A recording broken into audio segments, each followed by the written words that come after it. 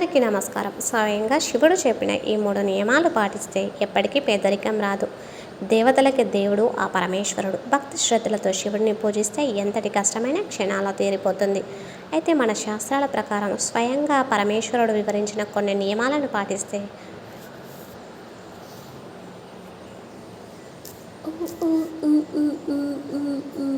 పాటిస్తే ప్రతిరోజు బాగుంటుంది అని స్వయంగా పరమేశ్వరుడు వివరించిన కొన్ని నియమాలను పాటించడంలో జీవితంలో ఎప్పటికీ పేదరికం రాకుండా పరమేశ్వరుని ఆశీర్వాదంతో మీ కుటుంబం అంతా అష్టైశ్వర్యాలతో జీవిస్తారు. ముందుగా ఈ వీడియోకి ఒక లైక్ కొట్టి ప్రతి ఒక్కరూ మనస్ఫూర్తిగా ఓం నమః శివాయ అని కామెంట్ చేయండి. అలాగే ఛానల్ని సబ్స్క్రైబ్ చేయకపోతే వెంటనే సబ్స్క్రైబ్ చేసుకొని పక్కనే ఉన్నటువంటి బెల్ ఐకాన్ని ప్రెస్ చేయండి. అత్యంత శక్తివంతమైన దీపాల్లో నారికేల దీపం ఒకటి. నారికేల దీపం అంటే ఆ శివయ్యకి ఎంతో ఇష్టమైన దీపం. కొబ్బరి చిప్పలో ఆవు నెయ్యి పోసి శివుని చిత్రపటం ముందు దీపం వెలిగిస్తే అఖండ కుబేర రాజయోగం కలుగుతుంది. మన పురాణాల ప్రకారం సాయంత్రం సూర్యుడు అస్తమించిన తర్వాత శివపార్వతులు భూమిపై సంచరిస్తూ ఉంటారు. కాబట్టి శివపార్వతుల అనుగ్రహాన్ని త్వరగా పొందాలనుకునేవారు ప్రతి సోమవారం సాయంత్రం సమయంలో పూజా గదిలో ఒక దీపాన్ని వెలిగించండి. పరమేశ్వరుని అనుగ్రహం సులభంగా లభిస్తుంది. అత్యంత శక్తివంతమైన మంత్రాల్లో శివ పంచాక్షరి మంత్రం ఒకటి. ప్రతిరోజు ఉదయం స్నానం చేసిన తర్వాత ఓం నమః శివాయ అనే మంత్రాన్ని 108 సార్లు చదివితే జీవితంలో ఎలాంటి కష్టాలు ఏర్పడకుండా ఆ శివయ్య మిమ్మల్ని అనుక్షణం కాపాడతాడు. శివునికి ప్రీతికరమైన సోమవారం రోజున ఆ శివయ్య కైలాసం నుండి దిగివచ్చి ముక్కోటి దేవతలతో కలిసి శివాలయంలో తిరుగుతూ ఉంటాడట. కాబట్టి ప్రతి సోమవారం శివాలయానికి వెళ్ళి శివుడిని దర్శించుకుంటే మీ కష్టాలన్నీ త్వరగా తీరిపోతాయి.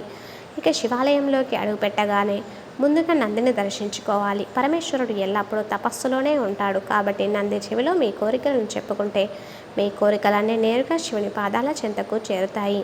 అయితే నంది చెవిలో మీ కోరికలను చెప్పేటప్పుడు మీ కుడి చేత్తో నందిని చెవిని మూసి మీ పేరు, మీ కుటుంబం సభ్యుల పేర్లు, మీ గోత్రం పేరు, అలాగే మీ కోరికలను చెప్పి నంది దగ్గర ఒక పుష్పాన్ని సమర్పించాలి.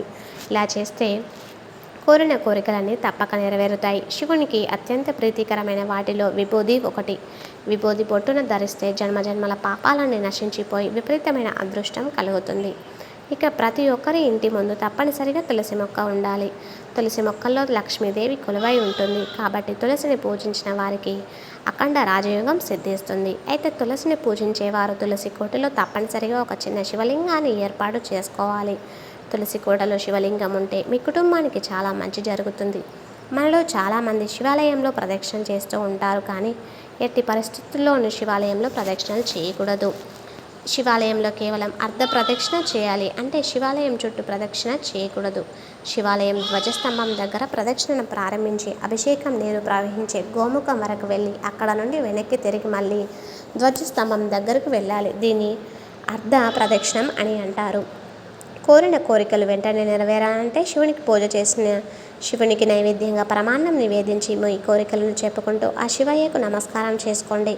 కోరిన కోరికలన్నీ తప్పక నెరవేరుతాయి. ప్రతి సోమవారం శివుడికి పూజిస్తే శివానుగ్రహం ఖచ్చితంగా లభిస్తుంది.